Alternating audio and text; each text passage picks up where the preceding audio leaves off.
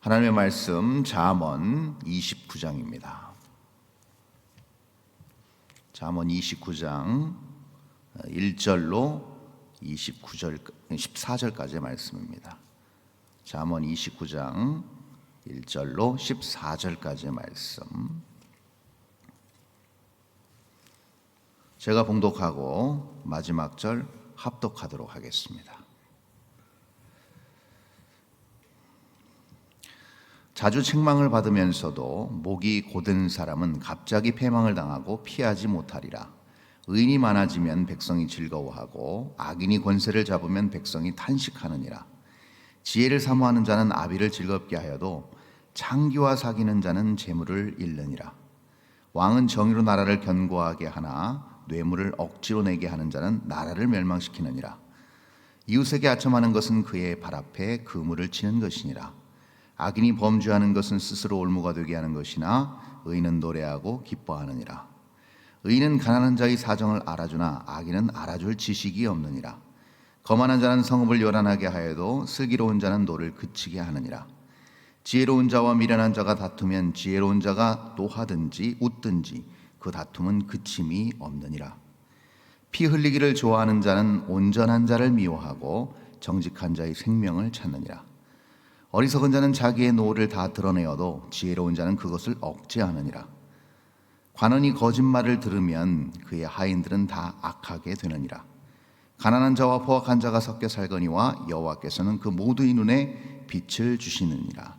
다 함께 읽습니다. 왕이 가난한 자를 성실히 신원하면 그의 왕위가 영원히 견고하리라. 아멘. 잠언 29장의 말씀을 오늘 살펴보겠는데요. 본문 1절 이렇게 시작합니다. 자주 책망을 받으면서도 목이 곧은 사람은 갑자기 패망을 당하고 피하지 못하리라. 잠언의 전체적인 주제이기도 합니다. 그렇죠? 그래서 목이 곧다 하는 얘기는 결국은 교만하다. 자기 생각이 앞서서 자기 생각과 자기의 계획과 자기의 마음대로 주도적으로 생각하고 행동하는 사람을 지칭하는 것이라고 할 수 있겠죠. 그래서 잠언은 시종일관 같은 주제로 동일하게 얘기합니다. 이러한 교만은 결국은 삶을 온전히 만들어주지 못한다. 결국은 패망의 앞잡이다. 이렇게 표현하는 잠언의 말씀을 우리는 잘 알고 있습니다. 역시 여기도 똑같은 말을 하고 있습니다. 같은 맥락에서 얘기하고 있죠. 목이 곧은 사람, 다시 말해서 교만한 사람은 자기 스스로를 돌아보지 못하는 사람입니다. 자기의 약점과 자기의 부족한 부분을 스스로 성찰하지 못하는 그런 어떤 기능을 상실한 사람들은 결국은 패망을 당하게 된다. 필연적으로 그렇게 될 수밖에 없다라고 지금 잠언 기자는 얘기하고 있습니다. 두 번째, 그 다음 절에서 얘기하고 있습니다. 의인이 많아지면 백성이 즐거워하고 악인이 권세를 잡으면 백성이 탄식하느니라. 당연한 이야기겠죠. 의인과 악인의 어떤 기준이 무엇일까? 의인과 악인의 기준은 단 하나입니다. 여기서 권세 얘기가 나왔기 때문에 어떤 위정자들을 지칭한다고 할 수 있겠죠. 백성을 다스리는 권한을 가지고 있는 사람들의 이야기인데, 이 사람들이 만약에 권력을 자기의 사리사욕을 위하여 이용한다고 한다면 그것은 오늘 2절의 관점에서 본다면 악인이 될 것입니다. 그렇죠? 많은 백성들이 자기의 권한을 위정자에게 일임했는데 그 일임한 그 권한을 자기가 남용하고 자기의 사익을 위하여 사용한다면 그것은 악한 일이 된다는 것입니다. 그러나 그 일임받은 권한과 권위를 공익을 위해서 사용한다 했을 때는 그것은 의인의 범주 안에 들어간다는 것이죠. 아주 간단하지만 우리가 보고 있는 이 세상에서는 그것이 잘 실행되어지지 않는 안타까움을 우리는 보고 있습니다. 세 번째, 그 의인으로서 그런 어떤 공익을 추구하고 그것을 실현하기 위한 중요한 장치를 또 3절에서 얘기하고 있는데요. 3절에 이렇게 나타나 있습니다. 지혜를 사모하는 자는 아비를 즐겁게 하여도 창기와 사귀는 자는 재물을 잃느니라. 아주 중요한 표현을 하고 있죠. 어떻게 보면 다 당연한 말 같은데 이걸 조금 더 풀어서 설명하면 이렇습니다. 지혜를 사모한다는 말이 그 유명한 필로소피아라는 말입니다. 헬라말 필로소피아라는 말이죠. 필로는 사랑한다는 말이고 소피아는 지혜를 의미합니다. 그래서 지혜를 사모하는 마음, 사랑하는 마음, 간절히 원하는 마음이라고 할 수 있습니다. 이 필로소피아를 한국말로 해석하면 바로 그것이 그 유명한 철학이라는 단어가 되겠습니다. 그래서 철학은 아주 그 고상한 이런 의미에서 나온 아주 중요한 말이라고 할 수 있어요. 그러면 여기 지금 3절에서 잠언 기자가 얘기하고 싶은 게 무엇인가 하는 것이죠. 필로소피아, 즉 다시 말해서 지혜를 사모한다는 얘기는 결국 자기가 어떤 일을 할 때에 그것이 모두에게 유익이 되는가, 이것이 과연 이것이 참다운 지혜와 관련이 있는가, 이것이 참다운 인간의 도와 또 하나님께서 원하시는 방법인가를 생각한다는 겁니다. 그리고 이를 계획하고 추진한다는 겁니다. 그러니까 모든 것을 하나님의 주권하에서 하나님의 방법으로 실행할 수밖에 없습니다. 그러니 하나님의 관점과 믿음의 관점을 가지고 일을 수행하게 된다는 것이죠. 그러니 당연히 모든 사람들이 유익한 어떤 이타적인 그런 결과물을 만들어낼 수밖에 없다는 겁니다. 그런데 창기와 사귀는 자는 재물을 잃는다. 그렇습니다. 창기와 사귄다는 얘기는 무엇입니까? 이건 한 부분이겠지만 이것을 포괄적으로 설명한다면 자기의 욕망이죠. 자기의 욕망에 따라서 자기의 욕망을 추구하고 자기의 욕심을 채우기 위해서 어떤 일을 계획하고 진행하고 그것을 최종적인 목적에 두는 사람은 당연히 잃어버릴 수밖에 없는 것이죠. 자기가 가지고 있는, 자기가 구축한 모든 것들도 결국은 다 한순간에 와르르 무너질 수밖에 없다는 것을 다시 한번 우리 잠언 기자는 우리에게 상기시켜주고 있습니다. 다음 4절에 보면 왕은 정의로 나라를 견고하게 하나 뇌물을 억지로 내게 하는 자는 나라를 멸망시키느니라. 자, 4절을 어떻게 보면 당연한 얘기인데 이 4절에 대한 부가 설명이 바로 그 다음 5절에 나타나 있습니다. 이렇게 나타나 있죠. 왜 그런 결과가 나오는가? 이웃에게 아첨하는 것은 그의 발 앞에 그물을 치는 것이기 때문이다. 아주 중요한 표현을 하고 있죠. 자, 아첨을 받는 입장에 있는 사람은 사회적으로 갑입니까? 을입니까? 갑이 되겠죠. 그렇죠? 갑의 영역에 있는 사람이 아첨을 받는 입장이 되겠죠. 을의 영역에 있는 사람이 아첨할 때 갑의 영역에 있는 사람은 그 아첨을 받는 사람입니다. 그러면 아첨을 받는 갑의 영역에 있는 사람이 올무에 빠진다는 얘기는 무슨 얘기예요? 자유를 상실한다는 얘기입니다. 자, 최상의 갑의 위치에 있는 사람이 자유를 상실한다. 이건 선뜻 이해가 되지 않습니다. 그렇죠? 사회의 최상위권에 있는 사람이 어떻게 자유를 누리지 않을 수 있는가? 아주 중요한 표현이 나와 있죠. 다시 말해서 자기 귀에 듣기 좋은 소리만을 들을 때 그것은 자기에게 올무가 되고 부자유함을 준다는 겁니다. 이게 놀라운 아이러니입니다. 그렇죠? 좋은 말을 듣고 아무도 직언을 하지 않고 쓴소리를 하지 않을 때 그것이 오히려 억압이 되고 올무가 될 것 같은데 지금 잠언 기자는 반대로 얘기하고 있습니다. 듣기 좋은 말만 골라서 듣게 되면 그것이 자기의 자유를 앗아간답니다. 중요한 표현이라고 할 수 있죠. 왜 그럴까요? 예수님께서 말씀하셨잖아요. 진리가 너희를 자유케 하게 해.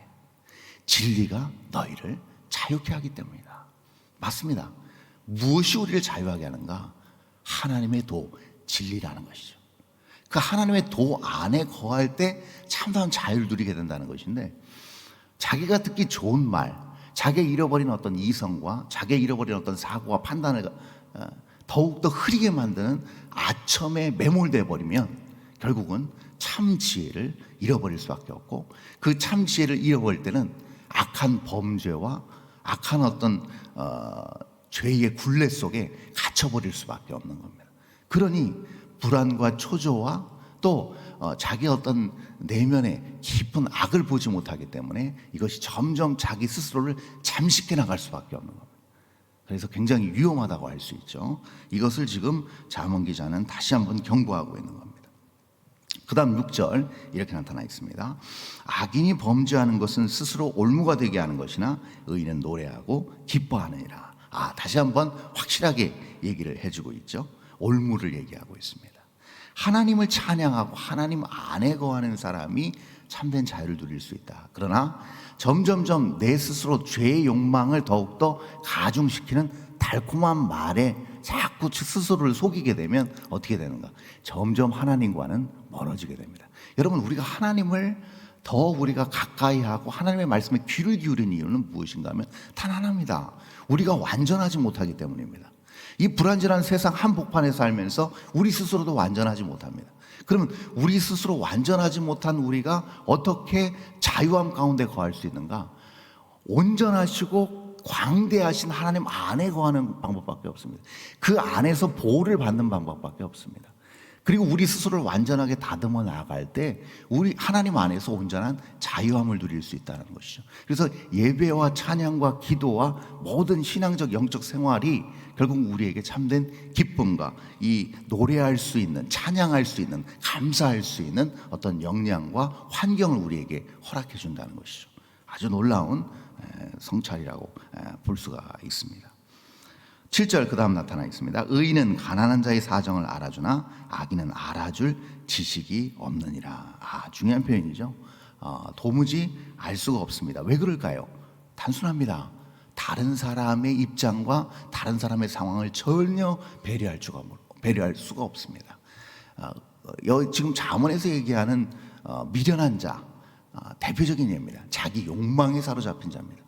이 욕망에 사로잡혔기 때문에 모든 것들이 다 자기중심적으로 생각할 수밖에 없고 남의 이야기나 남의 사정에 대해서 귀를 기울일 여지가 전혀 없습니다. 그런 모든 사람들을 잠언은 무엇이라고 얘기하는가? 참된 지식이 결여된 상태, 없는 상태를 얘기합니다. 그러니 그런 사람들이 잔뜩 모여있는 공동체, 그런 사람들이 잔뜩 모여있는 사회는 어떻겠습니까? 불완전할 수밖에 없습니다. 그리고 삭막해질 수밖에 없는 것이 되겠죠. 그것은 절대 하나님께서 원하시는 공동체의 모습이 아닐 것입니다. 8절 이렇게 나타나 있습니다. 거만한 자는 성읍을 요란하게 하여도 슬기로운 자는 노를 그치게 하느니라. 7절의 결과가 이제 8절에 나타나 있는데요. 여기서 지금 거만한 자라는 표현은 무엇이냐면 스스로 어떤 행동과 말이 일치하지 않는 상태를 얘기합니다. 말은 그럴싸하게 한다는 그런 의미가 되겠습니다. 원어적 표현이 그렇습니다. 말을 그럴싸하지만 결국은 행위가 그 말을 따라가지 못하는, 뒷받침되지 못하는 형국에 이르게 될 때 나타나는 현상이 무엇인가? 요란하게 된다는 겁니다. 불안정하게 된다는 겁니다. 그래서 예를 들어서 성읍의 최고의 통치권자가, 성읍을 다스리는 그 위정자가 자기의 말과 행동이 일치하지 않을 때 겪는 일이 무엇일까요? 그 성읍 안에 사는 모든 사람들이 불안해할 수밖에 없습니다. 왜냐하면 리더 자체가 갈팡질팡합니다. 어디에 자기의 생각을 두고 행동하는지를 도무지 알 길이 없습니다. 럭비공과 같이 어디로 튈지 모릅니다. 그러면 당연히 불안할 수밖에 없겠죠. 교회 안에서 영적인 지도자들도 마찬가지입니다. 내가 무엇을 어떤 영역에서 어떤 부서를 맡든지 어떤 공동체를 맡아서 할 때도 철저하게 리더가 하나님의 지혜 가운데 빼놓지 않고 해야 될 일이 무엇인가 하면 하나님 앞에 기도하고 받은 말씀과 또 하나님께서 주신 마음이 이것이 신실하고 절대 변개치 아니하는 하나님의 영원무궁한 하나님의 말씀이라고 한다면 이 말씀을 선포한 그대로 자신 스스로가 먼저 이 말씀에 자기의 삶을 일치시켜야 된다는 겁니다. 그럴 때 나타나는 현상이 무엇인가? 가장 견고한 권위와 능력이 거기서 나오는 겁니다. 사람들의 마음을 온전히 한 곳으로 모을 수 있는 그러한 지혜가 거기서 나타난다는 겁니다. 그래서 이 부분이 굉장히 중요한 것이죠. 자금의 지금 사회와 정치와 국내의 여러 정황들을 봤을 때도 우리가 안타까워하는 부분이 있잖아요. 그래서 어떤 위정자들이 왜 이렇게 할까? 왜 말은 이렇게 하고 행동은 이렇게 할까? 하는 그런 안타까움을 우리는 보고 있지 않습니까? 그것이 일치된다고 했을 때 거기에서 나오는 존경과 거기에서 나오는 신뢰가 결국은 국민들과 또 백성들을 하나로 묶어주는 귀한 어떤 권위적 역할을 한다는 것을 우리는 다시 한번 깨닫게 됩니다. 9절입니다. 지혜로운 자와 미련한 자가 다투면 지혜로운 자가 노하든지 웃든지 그 다툼은 그침이 없느니라. 자, 지혜로운 자와 미련한 자가 다투게 된다라고 했을 때 여러분 이건 당연히 끝날 수 없는, 언제나 부딪힐 수밖에 없는 상황이라는 것을 지금 전도서 기자는 얘기하고 있습니다. 왜냐하면 지혜로운 자의 생각과 행동이 미련한 자의 생각과 행동과는 절대 같은 결로 갈 수가 없기 때문에 그렇습니다. 그렇기 때문에 충돌할 수밖에 없는 것이죠. 그래서 이 부분을 얘기하고 있는 겁니다. 그래서 지혜가 있는 부분과 지혜가 없는 부분은 상극이라는 겁니다. 같이 갈 수가 없다라고 얘기할 수가 있는 것이죠. 10절에서 이렇게 얘기합니다. 피 흘리기를 좋아하는 자는 온전한 자를 미워하고 정직한 자의 생명을 찾느니라. 왜 그러면 지혜 있는 자와 지혜 없는 자가 매번 이렇게 갈등할 수밖에 없는가? 피 흘리기를 좋아하는 자, 다시 말해서 지혜 없는 자기의 욕망에 사로잡힌 자라고 할 수 있겠습니다. 그러면 왜 피 흘리기 좋아하는 자라고 표현했을까요? 자기의 욕망을 위해서라면 수단과 방법을 가리지 않는 겁니다. 자기의 욕망의 눈이 어두워서 지혜로운 방법, 모두를 다 살리는 방법을 생각해내지 못하는 겁니다. 왜요? 지혜가 없기 때문이죠. 그러다 보니까 어떤 일이 벌어집니까? 정직한 자의 생명을 찾는 데 이르게 됩니다. 자, 지혜가 있다고 한다면 어떻게든 서로가 같이 화합해서 같이 상생할 수 있는 그러한 방안을 모색하고 그러한 방안을 마련해서 좋은 환경을 만들어 줄 텐데, 그렇지 못하고 오히려 어떻게 합니까? 자기의 무지가 드러나고 자기의 욕망이 드러날까 봐 어떻게 해요? 지혜 있는 자를 오히려 피 흘려 죽이려는 생각을 한다는 겁니다. 이게 아주 미련하면서 동시에 무시무시한 생각이라고 할 수 있습니다. 이런 파괴적인 생각이 결국은 사회를 병들게 만들고 수많은 사람들을 고통 속에 몰아넣는다는 것을 우리가 알 수가 있습니다. 지금 작금에 벌어지고 있는, 세계 곳곳에서 벌어지고 있는 전쟁의 시초가 어떻습니까? 출발이 어떻습니까? 너무나도 어떻게 보면 우스꽝스러울 때가 많습니다. 어떤 한 권력자와 어떤 한 권위자가 거기에 대한 어떤 자신의 욕망을 드러내기 위해서 전군을 다 동원해서 어떤 나라를 침공해 들어가고 자기의 이익을 위해서, 자기의 사익을 채우기 위해서 무고한 생명들을 희생하는 모습들을 우리는 볼 수가 있습니다. 아주 안타까운 현실을 우리는 지금 현실적으로 보고 있다는 것이죠. 11절입니다. 어리석은 자는 자기의 노를 다 드러내어도 지혜로운 자는 그것을 억제하느니라. 중요한 표현을 하고 있습니다. 자, 어리석은 자의 대표적인 특성이 무엇인가 하면 자기 욕망의 눈이 어둡기 때문에요, 자기가 어떤 일을 하든지 간에 그것을 다 정당화시킵니다. 분노가 됐든 무례하게 행하든 그 모든 것들이 다 정당화될 수밖에 없어요. 왜 그러냐면 다른 사람들을 인식하지 않습니다. 내 영역이 무너지고 내가 원하는 방식이 제대로 이루어지지 않을 때 큰 분노를 느낍니다. 이것이 공동체 전체 유익이 된다는 걸 생각하지 못하고 자기의 사익, 자기의 어떤 개인적인 욕망에 이것이 위해가 된다, 이거 위협적으로 작용한다 했을 때는 거기서 거침없이 자기의 분노를 다 표출해 버립니다. 그래서 악한 말, 상처 주는 말들을 막 쏟아낸다는 것이죠. 그래서 여러분, 우리가 교회 공동체에 속하면서 어떤 회의를 진행한다고 할 때, 어떤 모임을 진행한다고 할 때 우리가 잘 살펴봐야 될 거예요. 우리가 어떤 분노가 솟아오를 수 있습니다. 그렇죠. 우리도 인간인지라 어떤 말을 들고 어떤 일들이 진행될 때 우리의 마음과 맞지 않는 불의하다고 생각하는 일들이 진행될 수 있습니다. 이해되지 않는 일들이 진행될 수 있습니다. 사람들이 모여 있는 곳이기 때문에. 근데 그때 분노가 솟아오르거나 짜증이 올라올 때 잘 생각해야 됩니다. 그럼 나는, 그렇죠? 내가 왜 지금 화를 내고 있는가? 내가 왜 이것 때문에 지금 내 마음이 불편한가를 먼저 스스로 성찰하고 관찰하고 점검해 보고 나서 그 다음 말과 행동이 이어져야 되는데, 지혜 없는 사람은 어떻게 하는가? 이것을 억제하지 못하고 바로 표출해 버립니다. 그래서 사람들이 많이 앉아있든 앉아있지 않든 상관없이 자기의 감정을 그냥 다 쏟아내 버린다는 것이죠. 왜 그러는가? 자기 욕망에, 자기 생각에 함몰되어 있기 때문입니다. 그래서 이런 안타까운 일들을 벌인다는 것이죠. 12절입니다. 관원이 거짓말을 들으면 그의 하인들은 다 악하게 되느니라. 당연한 것이겠죠.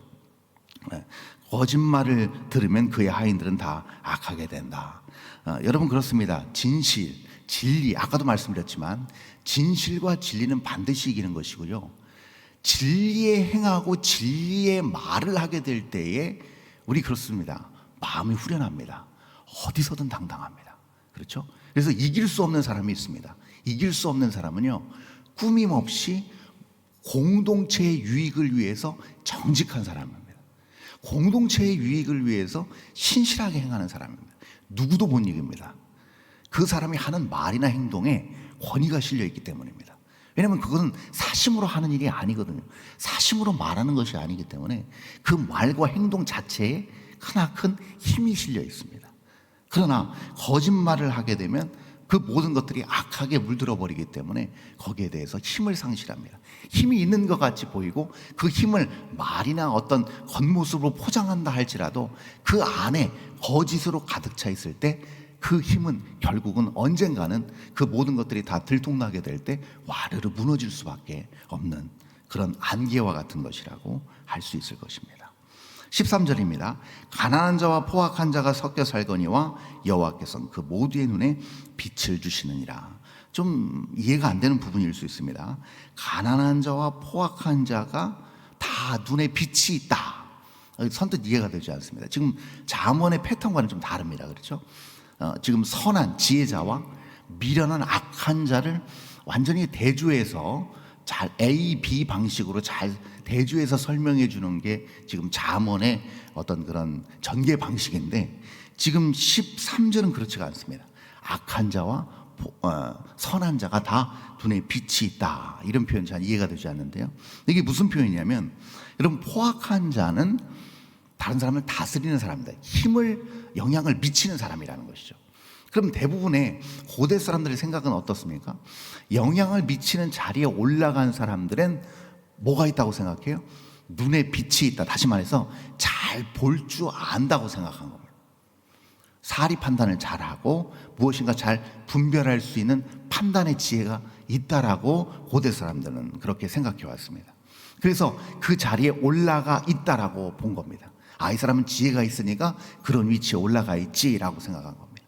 그런데 분명한 것은 무엇이냐면, 성경에서 얘기하는 것은 오늘 가난한 자도 눈에 빛이 있다. 다시 말해서 얘기하고 싶은 건 무엇인가? 지위와 상관없이 가난한 자도 눈에 빛, 다시 말해서 지혜가 있을 수 있다. 14절에 그 결과가 나오죠. 마지막 절, 왕이 가난한 자를 성실히 신원하면 그의 왕위가 영원히 견고하리라.